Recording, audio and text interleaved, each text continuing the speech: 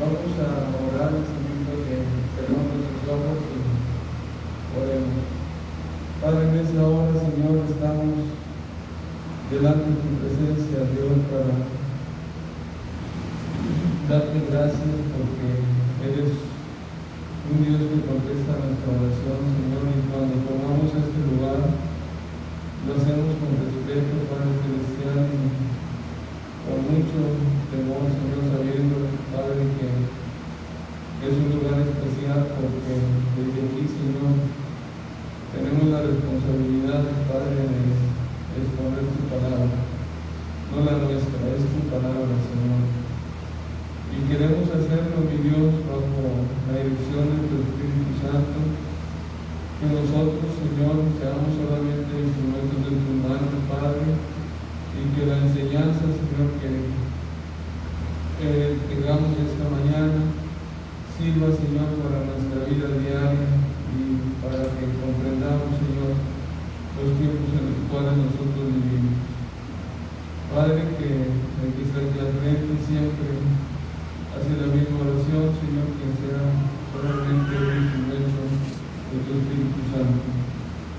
Señor, estando seguros de que has escuchado nuestra oración y la contestas, oramos en el nombre de Cristo Jesús. Amén. Este pasaje que nosotros acabamos de leer, si ustedes se fijan ahí, es una parábola. Dice, se llama parábola de la higuera. Y como tal, nosotros tenemos que tomar la enseñanza así. El domingo pasado nosotros ya dimos la primera parte de esta enseñanza, que es el cielo y la tierra pasarán, pero mis palabras no pasarán.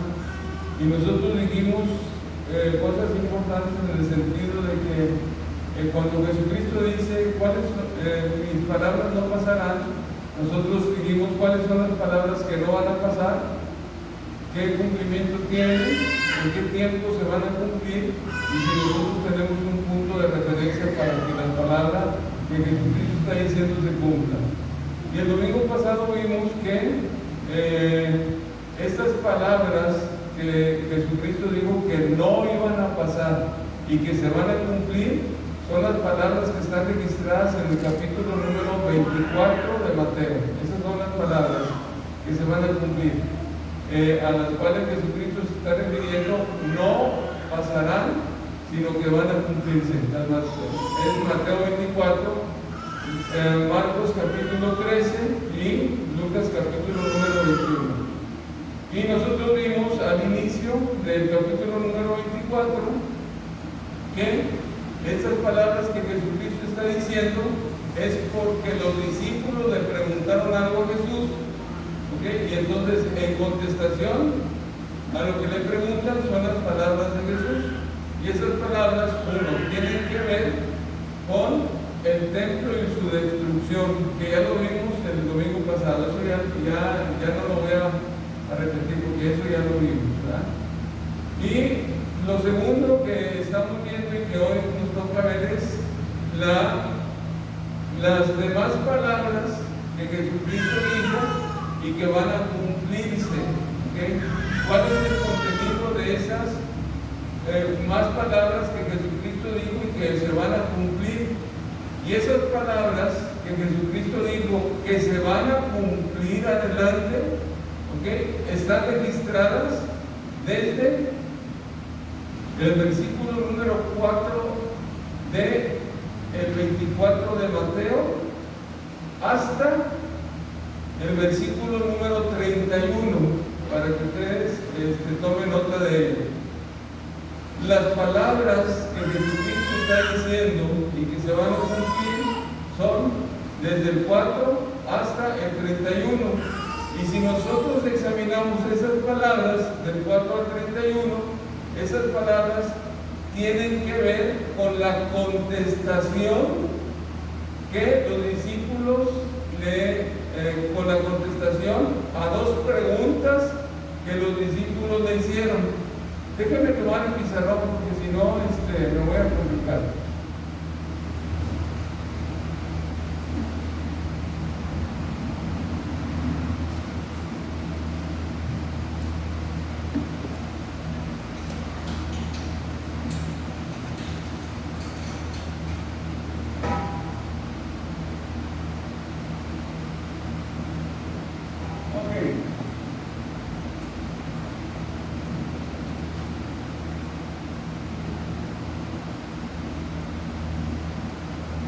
Vamos rápido. Ok, entonces, Mateo 24, el 4 al 31. Esas palabras que Jesucristo dijo que se van a cumplir tienen que ver con dos preguntas. Que busquen Mateo capítulo número 24, ok, al inicio, dice así, ok, y estando él sentado en el monte de los olivos, los discípulos se acercaron aparte diciendo: dinos, ¿cuándo serán estas cosas? Esa ya la vimos el domingo pasado, que se refiere a la destrucción del templo. Ya lo vimos el domingo pasado. Y luego dice, adelante: ¿y qué señal habrá de tu venida y del fin del siglo? Entonces, las palabras que se van a cumplir de Jesucristo tienen que ver, ¿ok?, con uno, la segunda venida de Jesús. Okay. Es la primera cosa que nosotros tenemos que aprender. Lo que Jesús les está diciendo, él tiene que ver con su segunda venida, y número dos, okay, con las señales de su venida. Entonces, estas son las palabras que Jesucristo les está diciendo, y está contestando estas dos preguntas: ¿cuáles son las señales y cuándo será, su venida y del fin del siglo? Esas son las preguntas. Empezamos, empezamos. Y vamos a empezar, número uno, con las señales. Y aquí hablamos señales de la segunda venida de Cristo. Y quiero apuntar esto, quiero anotarlo muy bien. Lo que está en Mateo capítulo número 24 son señales de la segunda venida de Jesucristo. Ahí no habla del rapto de la iglesia. Si bien es cierto que el rapto va a ocurrir, ahí no habla absolutamente nada del rapto. Está hablando de la segunda venida de Jesucristo. Ahora, si nosotros lo estudiamos bien, la segunda venida de Jesucristo tiene dos eventos importantes. Ya me voy a meter en problemas, pero lo voy a explicar, Muy bien. La segunda venida de Jesucristo tiene dos, aquí lo voy a poner.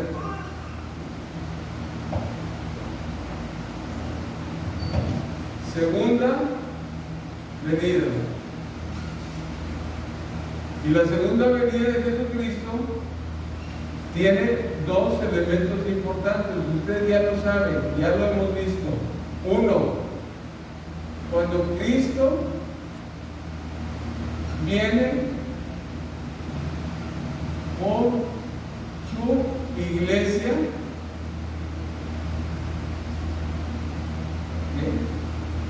a esto se le llama el rapto. Y esta venida de Jesucristo por su iglesia, tiene la característica de que no es visible al mundo.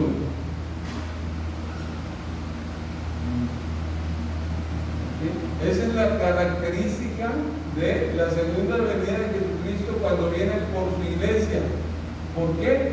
Porque Jesucristo simple y sencillamente, la Biblia nos enseña y dice que Él viene, y al momento de que se toca la trompeta allá en el cielo, dice, los muertos se levantan, los cristianos que están vivos son transformados y se van.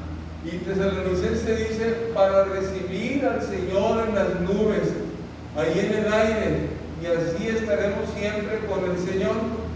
Esa esa parte de la venida de Jesucristo por su iglesia, el mundo no lo va a ver. O sea, no va a ver a Jesucristo, no lo va a ver. Simple y sencillamente el mundo va a quedar asombrado porque en un momento de repente mucha gente se va a desaparecer. Y entonces a eso se le llama el rapto de la iglesia. ¿Okay? Y el otro evento es la segunda venida, es visible cuando Cristo viene a reinar en la tierra. ¿Ok? Entonces la segunda venida ahora sí implica que Jesucristo viene con su iglesia, todo ojo le verá y viene para establecer su reino aquí en la tierra. ¿Estamos? ¿Sí? Vamos, voy muy despacito. ¿Okay? Entonces viene para establecer su reino. ¿Okay? ¿De cuál venida está hablando Mateo capítulo número 24, Marcos 13 y Lucas 21? Está hablando de esta venida. Porque dice la palabra de Dios, ¿ok?, que entonces el Señor va a aparecer, entonces todo ojo le va a ver, y Él viene para establecer su reino, etcétera, etcétera. Entonces Mateo 24, Marcos 13 y Lucas 21 está hablando de la segunda venida, y es lo que le preguntaron los discípulos a Jesucristo cuando nos dice: dinos qué señal habrá de tu venida y del fin del siglo. Entonces, ¿a cuál se refiere? A esta, no al rapto. Si bien es cierto que el rapto va a suceder antes de que Jesucristo venga visible, Mateo 24 no encontramos ninguna referencia del rapto de la iglesia, que no la encontramos. ¿Okay? El rapto de la iglesia está en otros pasajes de la palabra de Dios. Por ejemplo, si ustedes buscan Juan capítulo número 14, ahí habla el rapto de la iglesia. Juan 14 dice lo siguiente, dice así: no se turbe vuestro corazón ni tenga miedo. ¿Okay? Creéis en Dios, creed también en mí. En la casa de mi Padre muchas moradas hay. Si así no fuera, yo os hubiera dicho: voy pues a preparar lugar para vosotros. Y si me fuere y os preparara el lugar, vendré otra vez a vosotros y os tomaré a mí mismo, para que donde yo estoy, ustedes también estén. Entonces, ese pasaje, ¿okay?, en palabras de Jesucristo, ¿de qué venida está hablando? Está hablando de esta, del rapto de la iglesia. Voy a ir, voy a preparar lugar y voy a venir y me lo voy a llevar para que donde yo estoy, ustedes también estén conmigo. Entonces, eso Jesucristo lo dijo. Ahora, ¿cómo va a suceder eso que Jesucristo dijo que va a venir por su iglesia y la va a tomar y se la va a llevar? Eso está en Primera de Tesalonicenses. Ahí está en Primera de Tesalonicenses el cómo va a ser. Búsquelo por favor. Corintios, Tesalonicenses, dice así, ¿ok? Capítulo 4, versículo 13. Tampoco queremos, hermanos, que ignoréis acerca de los que duermen, para que no os entristezcáis como los que no tienen esperanza. Dice la Biblia: porque si creemos que Jesús murió y resucitó de los muertos, así también traerá Dios con Jesús a todos los que durmieron en Él. Y entonces aquí está este pasaje donde dice cómo va a ser, ¿okay?, el rapto. Y dice así: por lo cual os decimos esto en palabra del Señor, que dice que nosotros que vivimos, que habremos quedado hasta la venida del no precederemos a los que durmieron. Dice, porque el Señor mismo, con voz de mando, con voz de arcángel y con trompeta de Dios, descenderá del cielo. Y los muertos en Cristo resucitarán primero. Luego nosotros, los que vivimos, dice la palabra de Dios, dice, los que ya hemos quedado, seremos arrebatados juntamente con ellos en las nubes para recibir al Señor en el aire, y así estaremos siempre con el Señor. Y aquí dice la palabra de Dios que nosotros, los que vivimos, los que ya hemos quedado, seremos arrebatados. Y si nosotros queremos ver cómo va a ser el arrebatamiento de nosotros que estemos vivos cuando Jesucristo venga, entonces vamos a ir a 1 Corintios capítulo número 15. 1 Corintios capítulo número 15 y el versículo 51 dice, he aquí os digo un misterio. Dice, no todos dormiremos, o sea, no nos vamos a morir todos, dice, pero todos seremos transformados en un momento, en un abrir y cerrar de los ojos, ¿ok? Dice, porque esto corruptible sabrá decir incorrupción, etcétera, etcétera. Entonces, estos pasajes de Juan, de Tesalonicenses y de 1 Corintios hablan de la segunda venida de Jesucristo en relación con el rapto de la iglesia. ¿Estamos claros? ¿Sí? Entonces ya sabemos, ¿ok? Juan, Tesalonicenses y 1 Corintios. Ahí está. Ok. Jesucristo dijo, voy a venir por ustedes. Tesalonicenses dice el cómo, y 1 Corintios da cómo nosotros vamos a ser transformados. Entonces ahí tenemos ya la descripción del rapto. Esto no aparece en Mateo 24. No aparece. Porque no aparece, no hay ninguna referencia del rapto de la iglesia. Entonces, ¿de qué se trata Mateo 24? Mateo 24 se trata de las señales que va a haber cuando Jesucristo venga por segunda vez, pero en persona, y que todo el mundo lo va a ver y va a venir para establecer su reino. ¿Estamos claros? Muy bien. Entonces, vamos a empezar.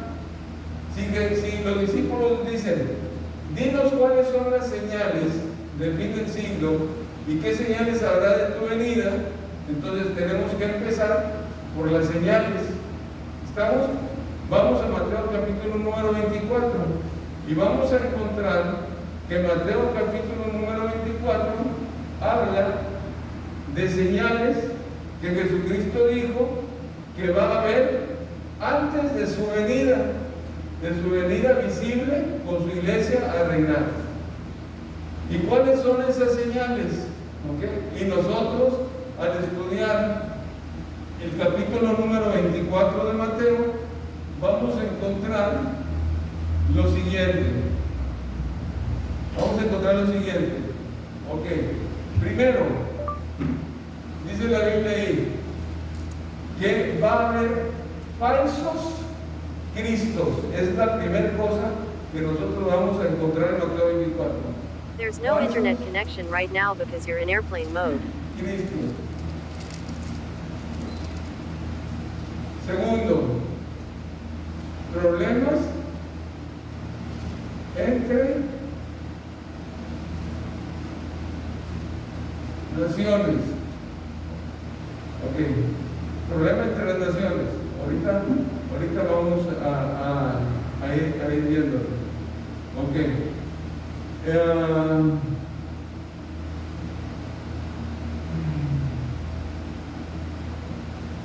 Número 3. Es muy larga la lista, pero voy a tratar de reducir. Okay. Señales en la creación. Y cuando hablamos de creación, estamos hablando señales en el cielo en la tierra y en el mar. Muy bien. Número 4. Número 4. Señales con respecto a los creyentes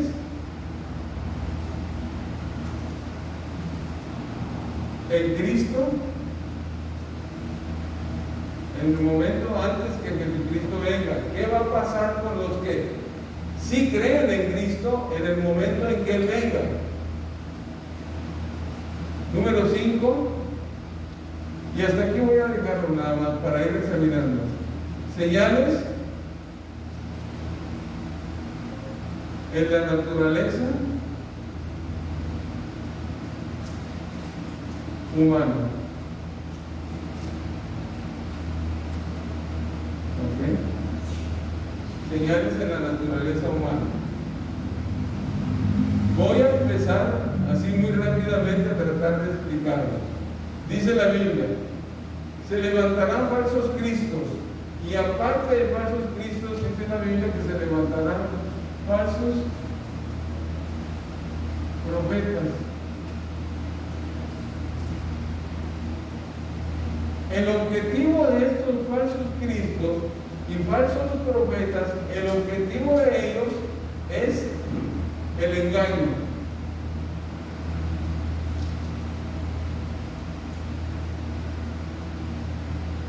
Y el hacer que la iglesia o los creyentes en Jesucristo se desvíen de su fe. Ese es el objetivo de los falsos cristos y falsos profetas. Ellos van al mundo religioso y el objetivo es hacer que se desvíen de la fe. Ahorita lo vamos a poner de una manera práctica. Problemas entre las naciones. Dice, habrá guerras, rumores de guerras, se levantará nación contra nación, pueblo contra pueblo, etcétera, etcétera. Y eso Jesucristo dijo, es una señal de que yo ya voy a venir. Entonces, problemas entre las naciones. Señales en la creación. En Lucas dice, y Marcos dice que va a haber grandes señales en los cielos. Dice, porque las potencias de los cielos serán conmovidas. Y dice, específicamente Lucas dice, caerán las estrellas del cielo. Eso es lo que dice la palabra de Dios. En cuanto a la tierra, dice la palabra de Dios que habrá terremotos, así dice, habrá terremotos, pero aparte dice que habrá pestilencias, y muchas cosas más. En cuanto a la tierra, en cuanto a lo que se va a mover en la tierra. Y en cuanto al mar, dice la palabra de Dios ahí en Lucas, capítulo número 21, dice que los hombres van a tener miedo y van a desfallecer por el bramido del mar. Así lo dice Lucas. Y entonces nosotros encontramos que todas estas señales Jesucristo les está diciendo: naciones, creación, falsos cristos. Creyentes en Cristo Jesús en ese tiempo. Los creyentes en ese tiempo, dice la Biblia, que los van a perseguir y los van a matar, porque la salvación en ese entonces, ahorita voy a ir, va a costarle la vida a las personas. Ahorita vamos a ver, ahorita voy a ir más adelante. Entonces dice, los entregarán, y a muchos de ustedes los van a matar. Cuando estén en juicio, dice la palabra de Dios, no se apuren por lo que van a contestar, porque el Espíritu Santo les va a dar palabras a ustedes para que contesten. Pero debido a su contestación, ellos van a ganarse la muerte, porque van a dar testimonio de que son creyentes en Cristo Jesús. Y en cuanto a las señales en la condición o naturaleza humana, está muy claro, muy claro. Dice la palabra de Dios, ¿ok? Uno, la maldad se va a multiplicar. Esa es una señal inequívoca de que pronto Jesucristo viene. La maldad de los hombres se va a multiplicar. Y la segunda cosa, ¿ok? La segunda cosa que va a hacer o va a suceder en la naturaleza humana es, dice la palabra de Dios, There's no que internet connection right el now amor because you're in airplane mode. se va a acabar. El amor se va a acabar. ¿Ok? Dice, por haberse multiplicado la maldad, el amor de muchos se enfriará y entonces vamos a estar padeciendo las consecuencias precisamente de el desamor en relación con la gente, humanamente hablando. Y si nosotros examinamos la Escritura, hay una señal muy grande, ¿ok? Hay una señal muy grande que la Biblia nos da así, muy orientado, y eso está en Isaías. Isaías capítulo, déjame ver si lo encontramos, porque ahí lo tenía yo en Isaías, creo que es 49, ¿verdad? Déjame ver.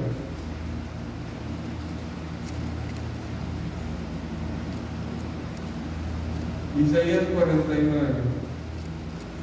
Sí, es 49. Dice así el 14. Pero Sión dijo, me dejó Jehová y el Señor se olvidó de mí. Y dice, se olvidará la mujer de lo que dio a luz y para dejar de compadecerse del hijo de su vientre. Está haciendo una pregunta Isaías, o sea, ¿se va a olvidar la mujer? ¿Okay? Dice aquí, olvidaráse la mujer de lo que dio a luz, ¿okay? Para dejar de compadecerse del hijo de su vientre. La respuesta, por sentido común a estas preguntas es no. ¿Por qué no? O sea, el amor más grande que puede existir en la humanidad es el amor materno.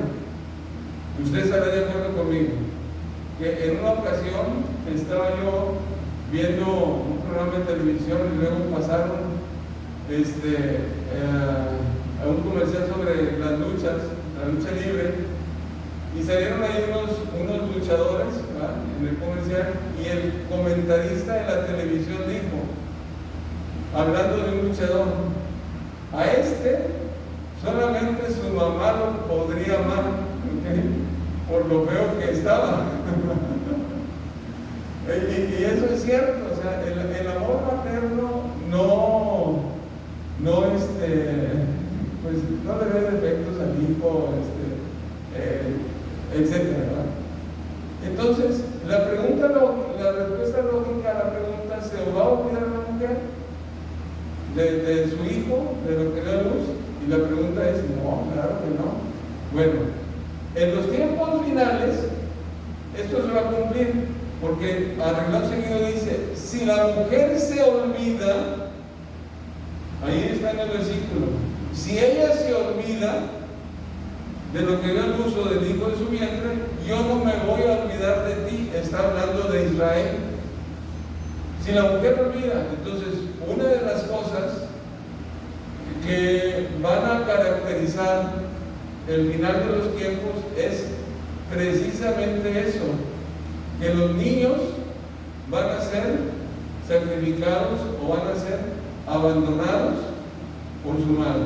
Y esto nosotros hoy lo estamos viendo como un cumplimiento de el desamor que Jesucristo dijo que iba a haber cuando esté próxima su venida. Entonces aquí tenemos esto, nos lo aprendemos. ¿Okay? ¿Qué hay? Falsos cristos, falsos profetas, ¿okay?, problemas entre las naciones, etc. Ahora, cuando Jesucristo dijo que se levantarán falsos cristos, ¿okay?, aquí habla la palabra Cristo, esto ya lo he enseñado aquí, Entonces va a servir de repetición para el que lo sabe y para el que no, lo va a aprender. La palabra Cristo significa ungido, es lo que significa Mesías. Cristo es ungido.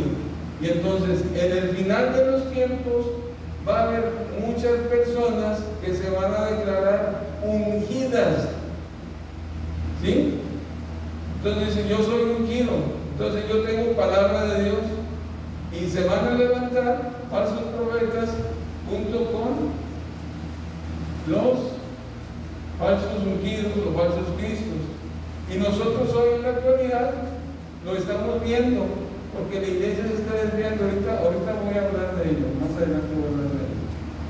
Ok, ahora, ya tenemos esto fue lo que dijo Jesús que va a suceder. Y luego dice, cuando todo esto suceda, cuando ustedes vean que todo esto suceda, saber que está cerca. ¿Está cerca qué? Está cerca el que yo venga, la segunda venida. ¿Okay? Dice la Biblia, está a la puerta, así dijo, está a la puerta. Mateo dice, está a la puerta. Marcos dice, está a la puerta. Lucas capítulo número 21 dice, cuando ustedes vean que todo esto empieza a suceder, dice, erguidos y levantad vuestras cabezas, porque la redención está muy cerca.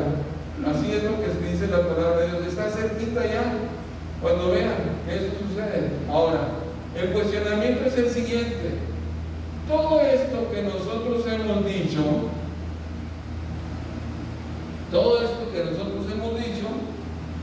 siempre ha habido, porque siempre ha habido, ¿ok? Siempre ha habido gente que es engañadora, siempre ha habido, desde que Jesucristo se fue, ¿ok? En el primer siglo se levantaron gente que engañaban a la iglesia, siempre ha habido falsos cristos, siempre ha habido falsos profetas, siempre los ha habido. Desde que Jesucristo se fue, ¿ok? Siempre ha habido problemas entre las naciones, guerras, rumores de guerras, ¿ok? Etcétera. Desde que Jesucristo se fue, sigue habiendo, ¿ok? Señales en la creación, terremotos, ¿ok? Sigue habiendo epidemias, pestilencias, ¿ok? Desde que Jesucristo se fue, sigue habiendo gente mala, gente que pierde totalmente el amor y el respeto por la vida, y sigue habiendo gente mala. Entonces, ¿de qué está hablando Jesucristo cuando nos dice, cuando veas que esto sucede, entonces está la puerta muy cerca ya? Entonces, ¿desde cuándo yo voy a empezar a contar las señales realmente de la segunda venida? Que estas son señales de la segunda venida. ¿Desde cuándo yo voy a empezar y decir, ah, caray, desde aquí, ahora sí voy a empezar a contar que estas ya pertenecen a la segunda venida, aunque todo esto ya haya pasado en el mundo? ¿Sí me explico, verdad? ¿Desde cuándo voy a empezar a contar? Ese es el puntito de referencia del cual yo hablaba el domingo pasado.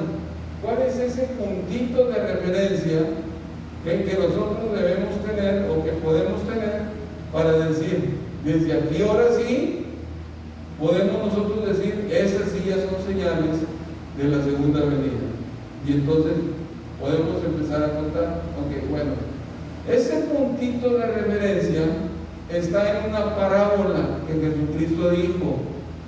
Está en una parábola. Esa parábola que Jesucristo dijo se llama la parábola de la higuera, y está en Mateo capítulo número 24, ¿ok? Mateo 24, déjenme darle la cita, de el 33. Mateo 24, déjenme darle la cita, del 32 al 35. Está también en Marcos capítulo número 13, del 28 al 31. Y está también en Lucas capítulo número 21, del 29 al 33. Y eso es la parábola de la higuera. Y entonces aquí nosotros sí tenemos algo para investigar. Ok, porque Jesucristo dijo, de la higuera aprender, vamos a aprender de la higuera. Ok, ¿y qué es lo que vamos a aprender de la higuera? Vamos a aprender de la higuera lo siguiente que Jesucristo dijo. Ok, higuera. Vamos a aprender lo siguiente. 1. Cuando su rama está tierna y empieza a florecer, aquí estamos hablando, de un hecho actual. Estamos hablando de un hecho actual. O sea, yo estoy viendo que la higuera está floreciendo. Yo estoy viendo que la higuera está reverdeciendo. Eso es lo que yo estoy viendo. Pero dice, de la higuera aprender. Cuando ves que ya está floreciendo, entonces, ¿qué aprendemos de ella? Un hecho futuro.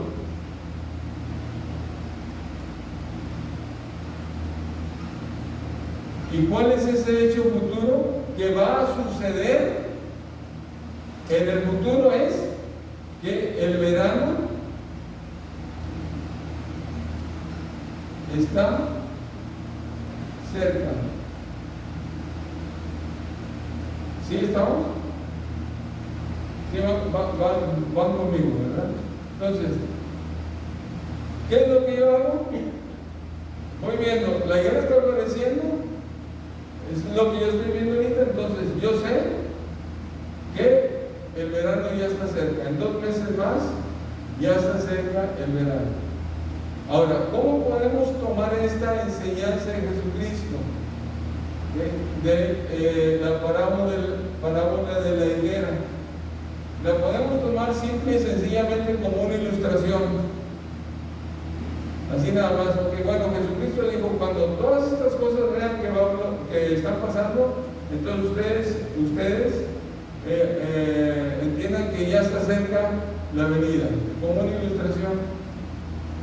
Pero si nosotros, investigamos un poquito más y tratamos de ir al fondo y saber qué es la higuera o qué significa la higuera en la palabra de Dios, entonces ahí nosotros vamos a tener un punto de referencia. Y la higuera en la palabra de Dios, la higuera en la palabra de Dios tiene muchos significados de paz, de prosperidad, etcétera, etcétera. Pero cuando hablamos de un significado específico, estamos hablando de que la higuera tiene un significado especial porque la higuera apunta a Israel.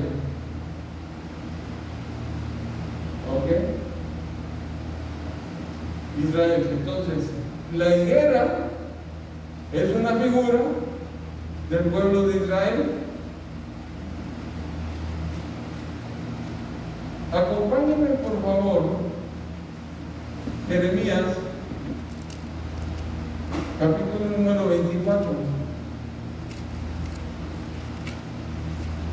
Y lo voy a leer, dice así: después de haber transportado a Nabucodonosor, rey de Babilonia, Jeconías, hijo de Joacim, rey de Judá, a los príncipes de Judá, a los artesanos y los herreros de Jerusalén, dice, y haberlo llevado a Babilonia, me mostró Jehová 2 cestas de higos puestas delante del templo de Jehová.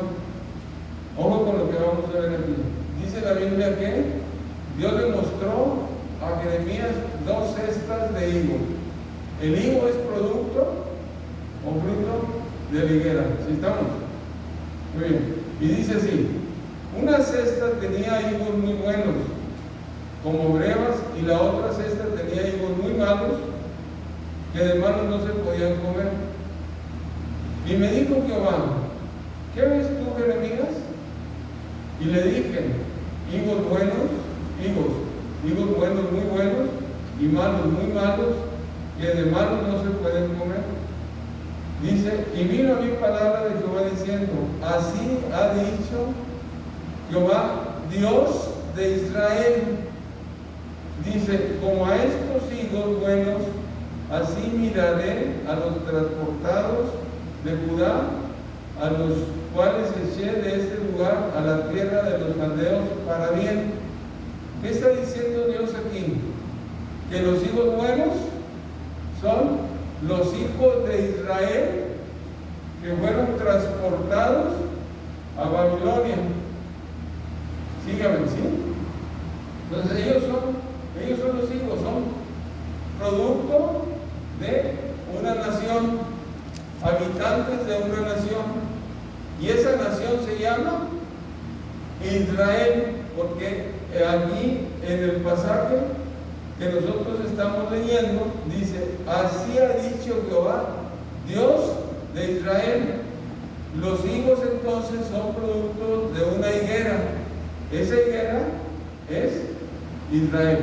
O sea, esos higos son buenos. Y luego dice: pondré mis ojos sobre ellos para bien, y los volveré a la tierra y los edificaré, y no los destruiré, los plantaré y no los arrancaré. Dice: y les daré corazón para que me conozcan que yo soy Jehová, y me serán por pueblo, y yo les seré a ellos por Dios, porque se volvieron a mí de todo su corazón. Entonces, aquí está muy claro aquí, que los habitantes de Israel son hijos y son producto de la higuera, y esa higuera es la nación de Israel. Si queremos otro pasaje, Oseas, hay mucho más. Oseas,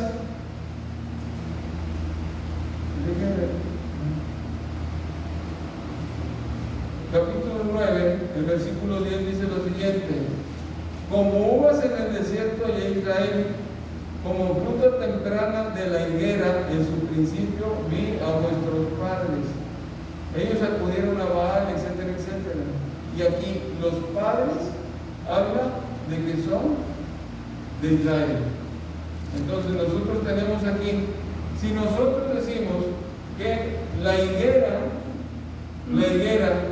puede corresponder a Israel, entonces nosotros tendríamos un punto de referencia para decir, ok, a partir de este hecho es que nosotros podemos ya empezar a contar los tiempos finales o las señales finales, ok. Entonces, este punto de referencia sería Israel. Ese punto de referencia sería Israel, ok. Ahora, déjenme decirle, si ese punto de referencia es Israel, entonces nosotros tenemos que ver la historia del pueblo de Israel y nos vamos a dar cuenta que del año 70 después de Cristo, Israel fue disperso entre las naciones.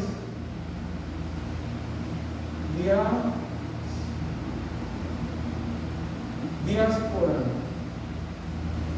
¿Okay?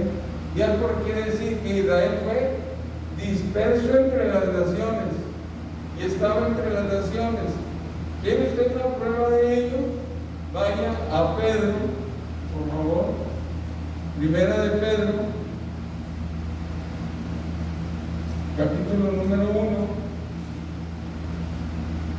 Dice así: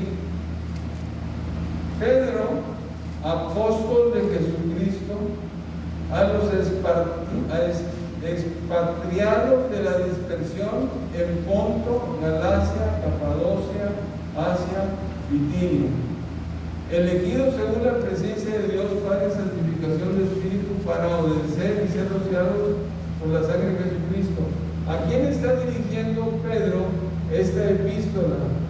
Esta epístola está siendo dirigida al pueblo de Israel que está en la dispersión. ¿Estamos? Entonces, el pueblo de Israel se fue a la dispersión desde el año 70 después de Cristo, cuando fue destruido el templo. Pero un dato interesante es que el pueblo que estaba en la dispersión entre todas las naciones del mundo, en el año 1948, Israel nace como nación y se le da un lugar en la tierra de Palestina para que los israelitas empiecen a vivir y empiecen a fundar su nación. 14 de mayo de 1948 es cuando Israel nace como nación, y entonces se cumple lo que dice Isaías: ¿nacerá una nación en un día? ¿Nacerá una nación de una vez? ¿Yo qué hago que las mujeres tengan a luz? ¿No acaso no puedo hacer que la tierra dé a luz a una nación? Y entonces la respuesta de Isaías es sí, Dios sí puede. Y entonces aquí en 1948 Israel nace como nación, vuelve otra vez a su territorio. Ahora la pregunta es, ¿podemos nosotros tener esta referencia, este puntito de referencia, y empezar a contar desde 1948, que las señales antes del fin empiecen a contar desde 1948? Y déjeme decirle algo muy interesante. A partir de los años 50, el mundo ha empezado a cambiar demasiado rápido en todas las esferas, en todos los ámbitos del mundo. En la ciencia, a partir del año 50, el mundo empieza a cambiar. La tecnología, a partir de los años 50, 52, el mundo empieza a cambiar.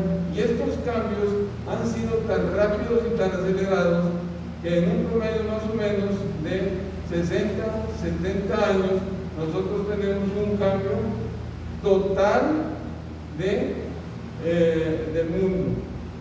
O sea, por ejemplo, cuando yo daba la clase los jueves, yo les hablé acerca de la robótica. Años 52 por ahí nace o inventan el robot de primera generación. Ahorita, en la actualidad, estamos en los robots de sexta o séptima, ya no sé ni si estamos en la robot de séptima generación. Lo que sí es cierto que cada día, los robots se hacen más eficientes, y ahora empiezan a tener inteligencia artificial.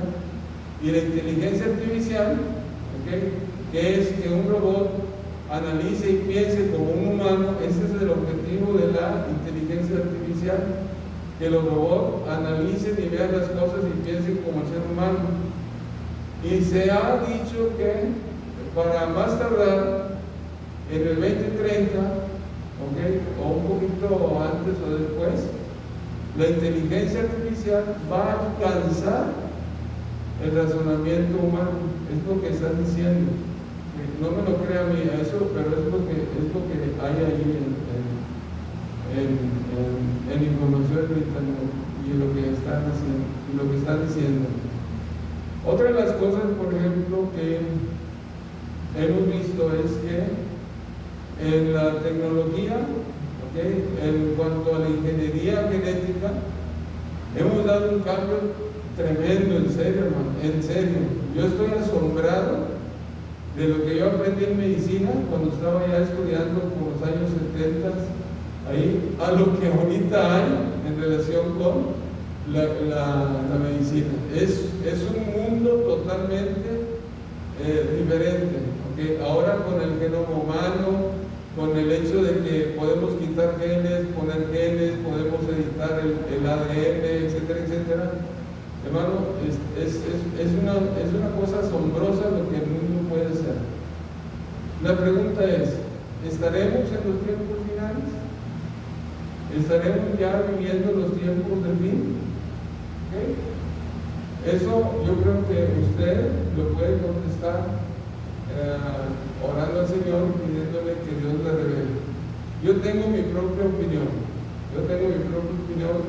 y yo creo firmemente, esa es mi opinión, yo creo firmemente que estamos viviendo los tiempos del fin, y particularmente estamos viviendo ya los últimos momentos del tiempo del fin.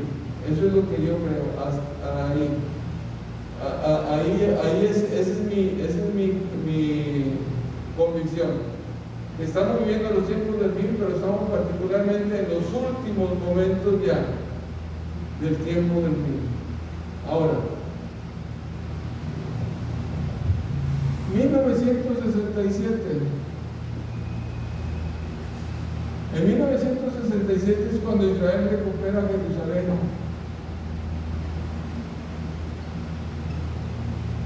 Es cuando Israel recupera Jerusalén. En 1967, cuando fundaron Jerusalén, cuando fundaron Israel, Jerusalén quedó como una ciudad internacional. No era ni de los palestinos, no era ni de Israel, era simple y sencillamente una ciudad internacional. Pero en la guerra de los 6 días, y me llama mucho la atención porque Israel ganó, en 6 días ganó la guerra. Y me llama la atención, ¿por qué en 6 días? Porque en el 7º es descanso para Jehová. Y entonces Jehová, en su gran poder y misericordia, hizo que Israel en 6 días ganara una guerra y recuperara la ciudad de Jerusalén. 1967. 2018. Sucede algo muy importante. En 2018, sucede que varias naciones mueven sus embajadas de Tel Aviv, donde estaba, a Jerusalén en el 2018. Y todas esas naciones, en las cuales la punta la hizo Estados Unidos, porque fue el puntero, todas esas naciones que siguieron a Estados Unidos en mover sus embajadas de Tel Aviv a Jerusalén, están haciendo algo que es importante, reconociendo a Jerusalén como capital de Israel. 2018. Okay. Aunque la ONU no reconoce a Jerusalén como capital de Israel, muchas naciones del mundo ya lo están haciendo, lo están reconociendo, y cada día más naciones se están uniendo a esto para decir, la capital de Israel es Jerusalén. Y entonces se está cumpliendo la profecía del Antiguo Testamento y del Nuevo Testamento, donde dice que Dios dice, yo pongo a Jerusalén por piedra pesada para las naciones. Es lo que dice la palabra de Dios, piedra pesada para las naciones. ¿Okay? Porque todo el que caiga ahí se va a desmoronar. Y sobre el cual caiga esta piedra pesada, lo va a desmoronar. Termino con esto. Ahora su Biblia, Mateo 24.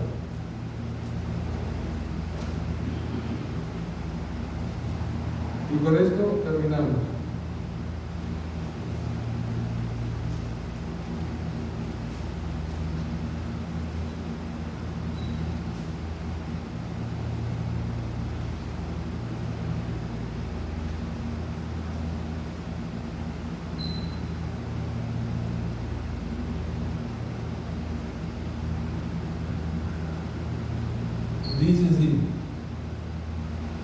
De la higuera aprender la parábola. Cuando su rama está tierna y brotan las hojas, sabéis que el verano está cerca. Ya lo explicamos. Así también vosotros, cuando veis que todas estas cosas, conoced que está cerca la puerta. Y luego dice: en verdad os digo, de cierto es en verdad os digo que no pasará esta generación hasta que todo esto acontezca. Y aquí tenemos algo, hermano, que para mí me llama mucho la atención. Y le voy a decir por qué.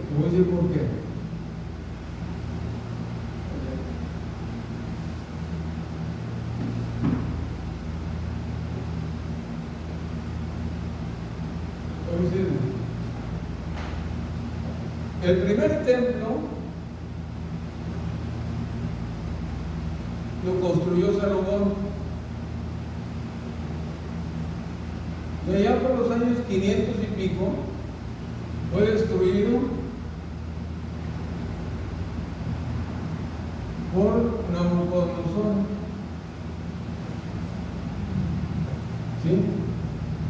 El segundo templo fue construido por Esdras, Nehemías, Zorobabel. ¿Ok? Y particularmente dice la Biblia lo siguiente: este fue esplendoroso, porque fue esplendoroso. Como el templo de Salomón, no ha habido otro en la historia. Cuando los que regresaron de Babilonia vieron el segundo templo, dijeron: no, esto no se parece al templo de Salomón. Y lloraban y decían: esto no es lo que es el templo realmente, porque lloraban, les pesaba mucho en su corazón. Y Dios les dijo lo siguiente: la gloria de este templo va a ser más grande que la gloria del primer templo. ¿En qué consiste esa gloria que iba a ser más grande del segundo templo? Y consiste en lo siguiente: dice, porque el deseado de las naciones, que es Jesucristo, iba a poner su pie en el templo. Entonces, la gloria del segundo templo fue más grande, aunque más chiquito, a lo mejor en construcción, aunque con menos oro, con menos plata, con menos bronce. Sí, Herodes extendió el área y embelleció el templo con los edificios, con el pórtico de Salomón, con el pórtico real, etcétera, etcétera, porque Herodes lo hizo.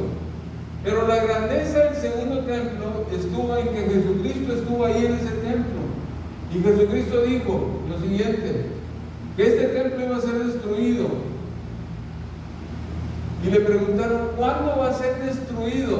Y Jesucristo dijo: no va a pasar esta generación sin que todo esto acontezca. A ver, Jesús, te enseñamos el templo y tú dices: es que no va a caer piedra sobre piedra. A ver, dinos, ¿cuándo va a ser esto y qué señales habrá cuando esto va a pasar? Y entonces Jesucristo dijo, que cuando vean la ciudad de Jerusalén rodeada, entonces conoced que la destrucción ha llegado. Y luego dice Jesús: no va a pasar esta generación sin que todo esto acontezca. ¿Y cuándo aconteció eso? Aconteció en el año 70 después de Cristo, de acuerdo a nuestro calendario. En el año 70. Ahora, si examinamos el calendario, hay un error de 5 años, porque realmente Herodes el Grande murió en el año 5 antes de Cristo. Y no puede ser que haga eso, porque se contó mal y hay una diferencia de 5 años ahí realmente. Pero en el año 70 fue destruido el templo. La Biblia dice que la generación es 70, 80 años.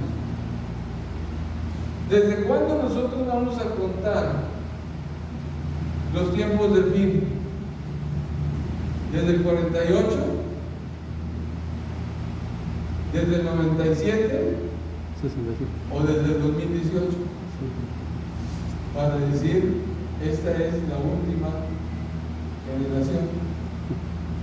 Si nosotros contáramos del 48, que puede ser el punto de referencia, entonces ahorita estaríamos más o menos a 73 años o 74 años. Si contamos 73 años, si contamos los 5 años que hay de diferencia, échenle la cuenta. ¿En qué edad o en qué tiempo vendrían? Si contáramos nosotros desde el 67, más o menos una generación que son 70 años, esto se entendería. O si empezáramos desde el 2018, no lo sé. No lo sé. Lo cierto es que Israel está en su territorio. Lo cierto es que desde los años 50 las cosas han cambiado muchísimo en el mundo. Y lo cierto es, bajo mi convicción, es que estamos viviendo el último